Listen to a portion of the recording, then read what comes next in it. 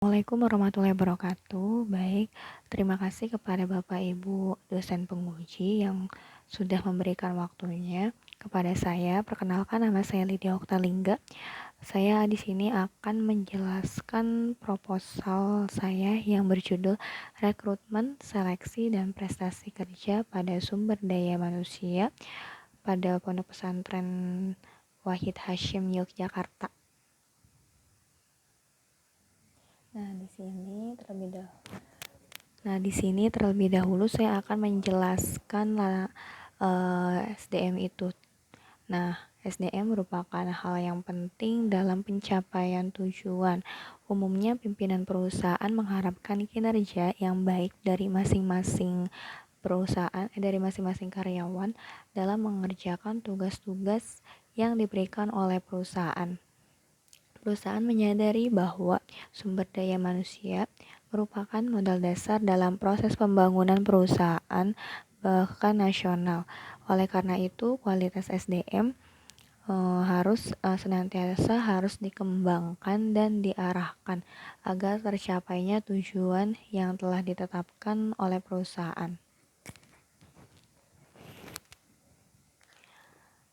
Pondok Pesantren Wahid Hasyim ini yang berada di Yogyakarta, lembaga pendidikannya itu non-formal yang menyelenggarakan pendidikan agama secara klasikal dengan penekanan untuk kelas awal pada pendalaman ilmu alat atau nahwu sorof, dan kelas lanjutan pada pengembangan metodologi ilmu tafsir, fikih, dan usul fiqh.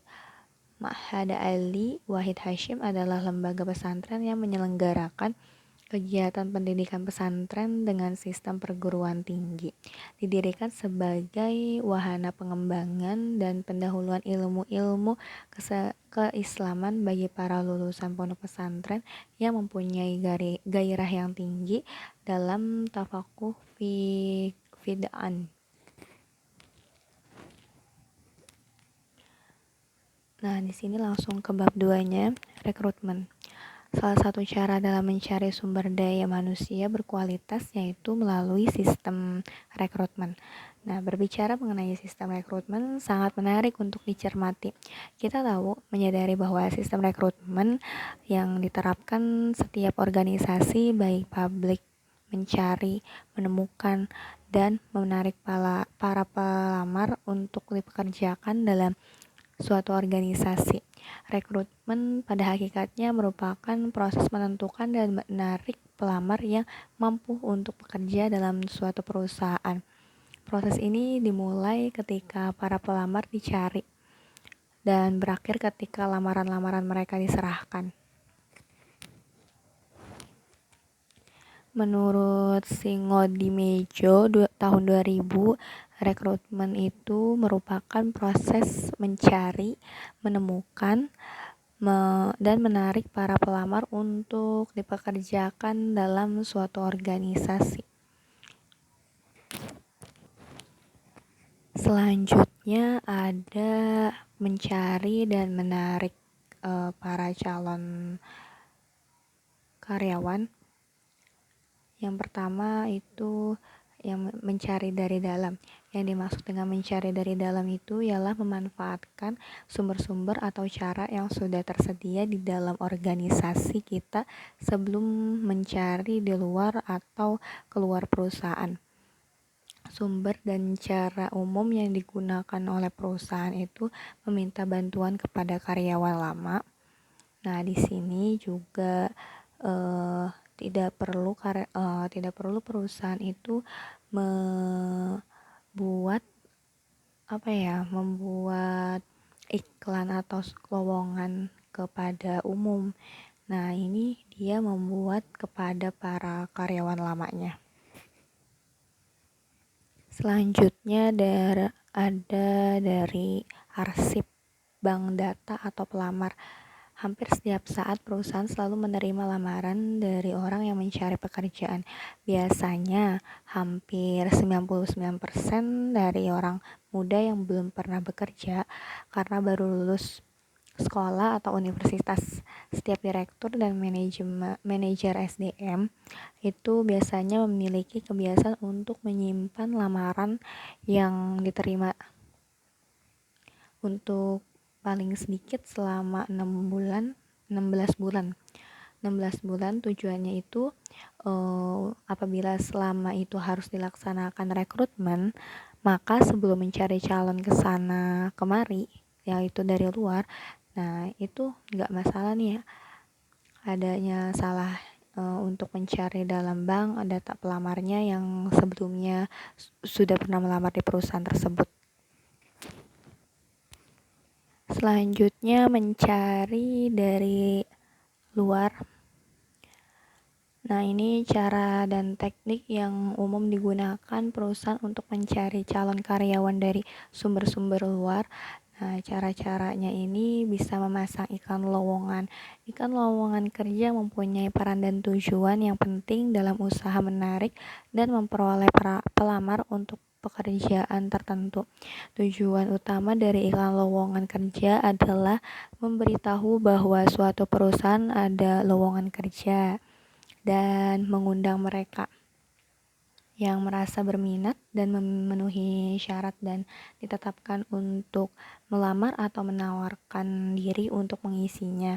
Karena itu iklan lowongan kerja mengandung unsur undangan, bukan hanya sekadar pemberitahuan. Dalam kenyataan dan pengalaman menulis pada saat ini, setiap kali sebuah perusahaan memasang iklan, menyusun iklan lowongan. Nah, kita telah sering melihat dan membaca iklan lowongan pekerja, baik karena berkepentingan dengan atau hanya sekadar iseng. Sebagai dari iklan tersebut terlihat dirancang dan ditulis dengan baik dan menarik para pembaca untuk memberikan respon dalam arti mengajukan lamarannya. Nah, lalu selanjutnya nih ada tetapkan dulu target audiensnya. Kelompok pembaca mana yang menjadi sasaran iklan di perusahaan ini. Nah, dalam hal ini caranya mudah sekali, yaitu siapa atau kelompok tenaga kerja yang dicari. Ini juga tergantung pada persyaratan yang ditetapkan untuk jabatan yang diiklankan. Lalu ada rancangan isi iklan, ada judul utama, gambar. Nah, judul utama ini bisa nama dan logo perusahaan. Gambar ini bisa ilustri atau logo untuk lebih memikat pembaca. Lalu ada uraian jabatan. Secara ringkas dalam satu atau dua kalimat dijelaskan tugas, tanggung jawab, dan tempat jabatan ini dalam organisasi. Lalu ada persyaratan jabatannya. Persyaratan untuk jabatan ini, nah ada apa aja nih, ini disebutin. Lalu ada cara mengajukan lamaran. Mengajukan lamarannya lewat apa nih? Bisa lewat pos, bisa via fax atau melalui email. Tapi mungkin sekarang kebanyakan orang melalui email ya. Melalui email. Lalu abis itu kalau misalkan udah ada panggilan, nah baru kita ke kantor. Biasa seperti itu ya sekarang. Lalu ada alamat. Nah, selain alamat juga harus mencantumkan nomor telepon ya, nomor telepon yang pasti dan nantinya bisa dihubungin oleh pihak HRD-nya gitu. Lalu ya sudah. Setelah itu ada landasan teori seleksi calon. Setelah diajukannya atau diberikannya lamaran pekerjaan ini, lalu ada seleksi para calonnya nih. Jadi setiap orang yang memberikan CV-nya itu nggak semuanya bisa diterima ya. Nah, pada tahap ini kita harus melaksanakan beberapa kegiatan yang tujuannya memilih calon di antara beberapa calon yang akan kita tawari pekerjaan atau jabatan yang memang harus diisi. Tujuannya dari tahap seleksi adalah mencari calon yang dianggap paling tepat untuk mengisi sebuah jabatan.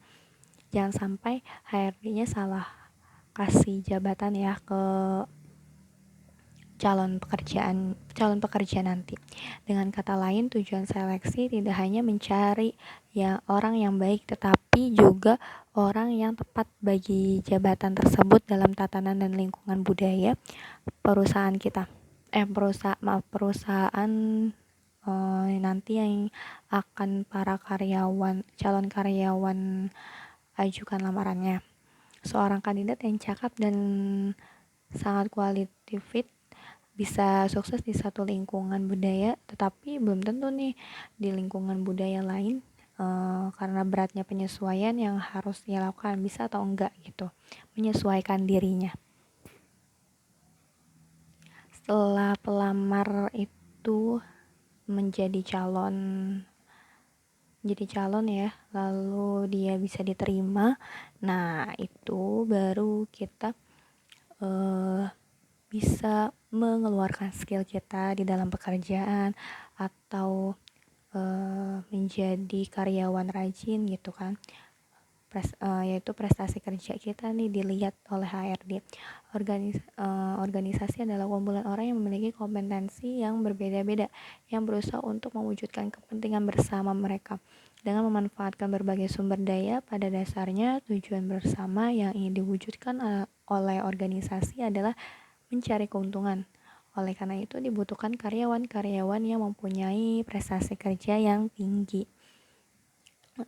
Ini ada Bernardin dan Russell ini memberikan definisi tentang prestasi, yaitu catatan tentang hasil-hasil yang diperoleh oleh fungsi-fungsi pekerjaan tertentu atau kegiatan tertentu selama kurun waktu tertentu.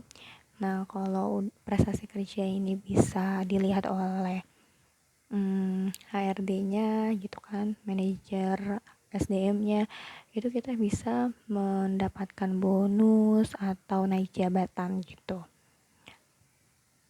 Baik, segitu saja penjelasan dari saya. Terima kasih atas waktunya. Saya mau undur diri. Terima kasih. Salah-salahnya saya mohon maaf. Wassalamualaikum warahmatullahi wabarakatuh.